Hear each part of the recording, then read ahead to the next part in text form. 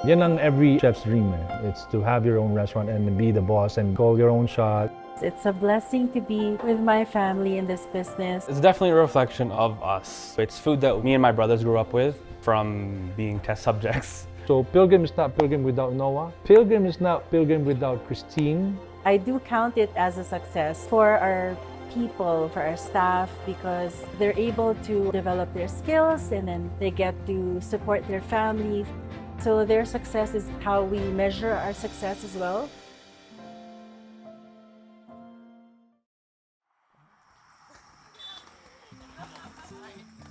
So concept of Pilgrim, it's Canadian European food, more on the Toronto scene.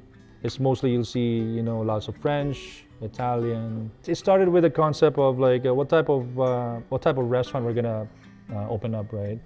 What type of food? So those were the questions that ano nga ba talaga? So Noah said, why not the food that we eat at home? So it's comfort food, but it's Canadian comfort food. So it's food that me and my brothers grew up with from being test subjects. For my dad, with how many different restaurants he worked at in Canada, pretty much sometimes 1 to 2 different jobs every single year we lived there. So he has experienced quite a lot of things, a lot more than I feel like he likes to give credit to. With that experience, he taught us, showed us, and let us experience a lot of different things. So I guess that's a culmination of what the concept is here. So I was born in Manila, raised in Davao, got married here, and then left for Canada. We were in Canada for almost 17 years. Walang uwi-uwi yun. Doon ako nahasa. I didn't go to any culinary school, but I was working 2 jobs there. My first job in the morning is the corporate cafeteria. So I get up in the morning around 4 a.m. because my first job is around 5 o'clock, right? I need to be ready by 6. So then I finish my morning job around 1:30 and then travel around 1 hour to an hour and a half down south. So pahinga lang ako in between, park and then take a nap about half hour, hit another job around 4 o'clock kasi 5 p.m. na naman yung second job ko. And then I get home, wala na, tulog na yung kids. And then when I get ready, tulog pa ang mga kids. So I never get the chance to really see the boys. I was very self-aware about our situation very early on. It was me, mom, and my one little brother, Jacob. So it was before Moses was born. We were going shopping. It was just a small decision where mom hesitated on buying us a toy. So whenever I think about money, that's what I think about. She really hesitated on that, but she still did it anyway. Life was good. I don't know, life was good. There's a lot to be happy for.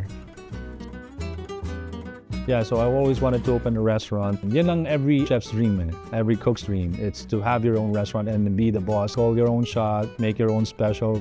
In Canada, it's tough too because big capital, yung rules and regulations is really tough as well. So we thought of opening in the Philippines, right? Copy. Okay, so make sure mamaya itong parking na ito, reserve natin for our deliveries para makuha ng mga shots. Ha? Madami pa tayong kahoy, Ram, wala na. Ha? Gamay na lang? Sabihan mo si mag-order na tayo, ha? Morning. All good? We'll sit down with Chef Art later for our specials today. Specials today and for the whole weekend. Make sure yung ating i-display natin dito na yung din, ha? Make sure matry mo lahat ng mga sauces and dressings natin. So, fettuccine ka muna, Mel, no? Okay. Let me know pag nakalapag ka na, ha? Okay. Kasama ang Davao nito. Yung yan, sausage natin, no? So, para saan to? Sa whole, no? Sa? Okay. Okay, 15 minutes to open, ha?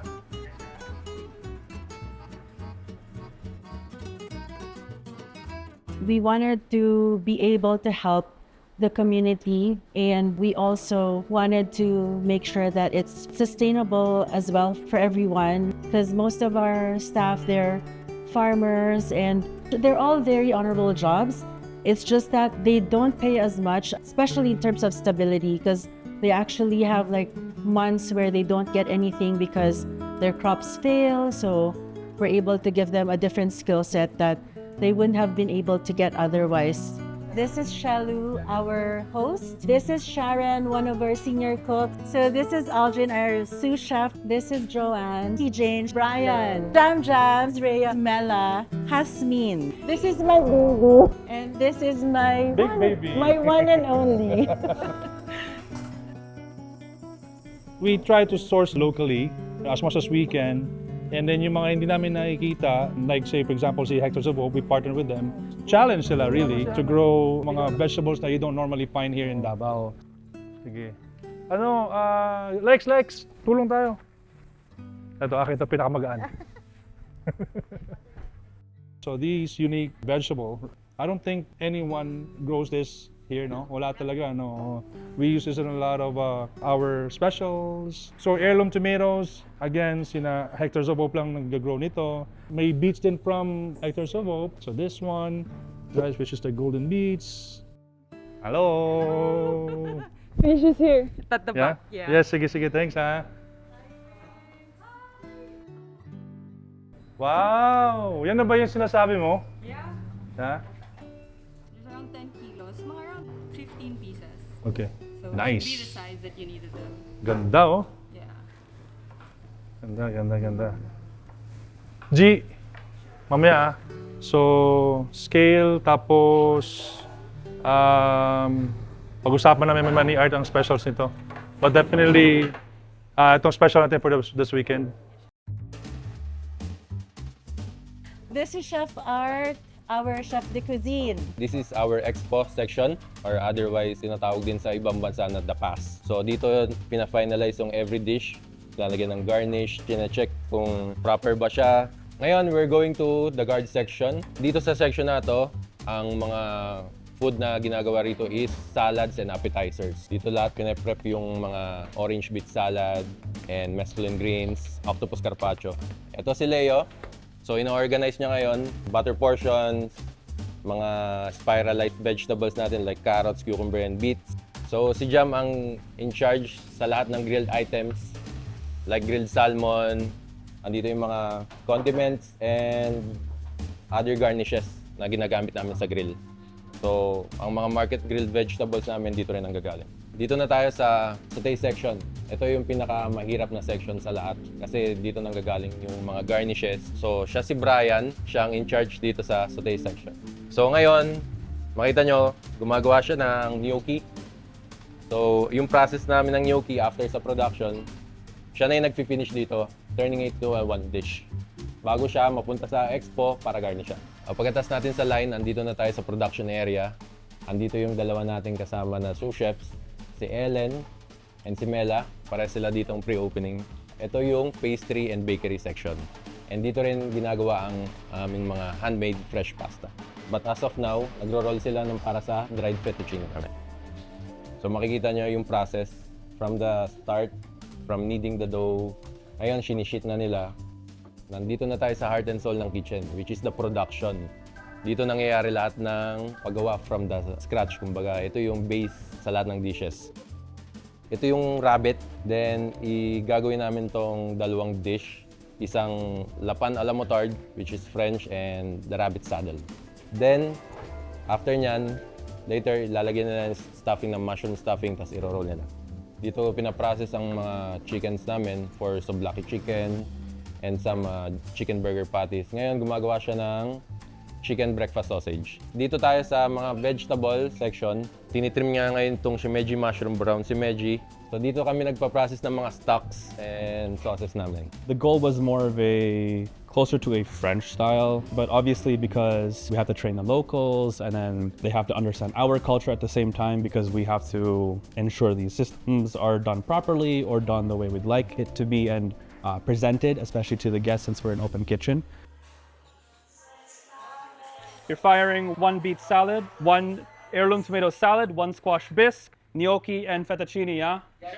Sharon, hot side please. Service!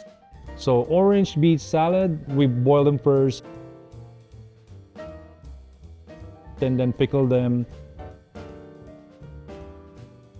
And then we peel our oranges, put the beets and then the oranges, and then spread it with pistachios, maple syrup, and chiffonade of lettuce. So we break down the whole rabbit, the loin of the saddle. So we take that apart, and then we stuff the loin with mushroom, some salt, pepper, a little bit of a mustard, roll it, and then truss it. After tying that, we confit with schmaltz, a little bit of tallow, some garlic, some thyme, some bay leaves. And then after confiting them for about an hour and a half or so, we quickly sear it just to get a color, hit it in the oven for a little bit, and then we carve and then put some butter, and then that's for the actual meat. Yun yung matagal. We did fish special, right? Just lemon juice, salt, pepper, and then hit it the closest possible at the grill. You get that really good char. Doon namin siya lulutuin for the most part, just skin side down on the grill. And then when we flip it, mainit pa siya. It's still gonna cook, so we just rest it. It's definitely a reflection of us because every single dish, we have to like it. We have to love it. So if we don't like it, if we change our mind, it's gone. If we just change our mind on the whim of it, gone. At some point, every single dish we have loved in one way or another for different reasons between all of us. Well, yeah, we were the test dummies. Whenever he'd be home, he would always make different dishes for us. Those testings would be more important. So one of the more memorable ones is the gnocchi. So for our version of our truffle mushroom gnocchi, the potatoes, we boil them and then peel the potatoes, shred, and then we mix it with flour and egg. Roll, and then portion it like small pillows. But we do some indentation para get to catch the sauce even better. Once that's done, we quickly blanch it and cool it down. The actual sauce, we saute our mushroom medley with some shallots, garlic, thyme, salt and pepper, just a tad bit of lemon juice. So that's our mushroom medley. And then we hit it with our Parmesan cheese, truffle paste, cream. And then we start plating, some shaved grana padano, truffle oil, and then a little bit of black pepper. Like Dad was said yesterday, a lot of times he would leave for work, we're still asleep. He would come home when we're already asleep. On the days off, it really showed that he still cared and then that it was for a reason. Because for us, food meant Dad was home. Noah is such a thoughtful boy. Like, he's very loving. He has like this very positive energy. Even if I'm down, like, you actually feel his energy and then it affects you in a very positive way. So that's how I see him. And I'm so very proud of it. Like, he's amazing. Like when I see him up in the kitchen and he's doing everything. Sorry, I'm tearing up. But like when I see him, it's just it just really warms my heart. We're okay if he pursues something else. Sorry, if he decides like, you know what, I don't want to be a cook anymore, I want to do this and that, we're okay with that. So we actually really want him to follow what he wants to do, like what he feels like his heart wants him to do. He always wanted to cook with Mom and Dad. So I remember he'd always want to cut the vegetables and mix the pot. So even though he was only like 1 or 2 years old, he'd always cry if nobody handed him the knife. But yeah, when you ask that question, I can't really speak for myself because I just think of my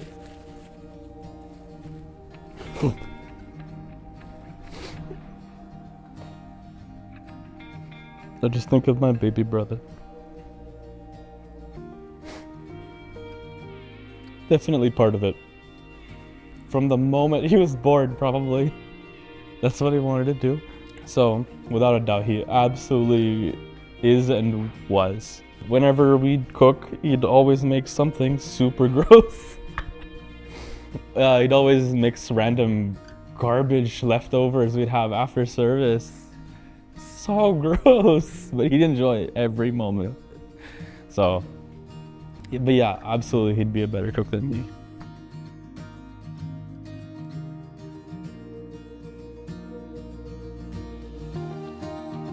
I'm super, super proud of Noah. Every time someone will say, bro, galing mo sa Pilgrim. This is all you, this is no. Definitely not just me. So Pilgrim is not Pilgrim without Noah. Pilgrim is not Pilgrim without Kristine. I just wanted to be, I don't know who I wanted to be, honestly. I just wanted to make sure my parents were happy, really. I just wanted them to be proud. Mission accomplished.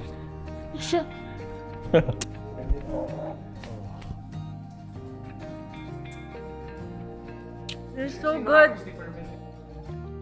It's a blessing to be with my family in this business. I do count it as a success for our people, for our staff, because they're able to develop their skills and then they get to support their families.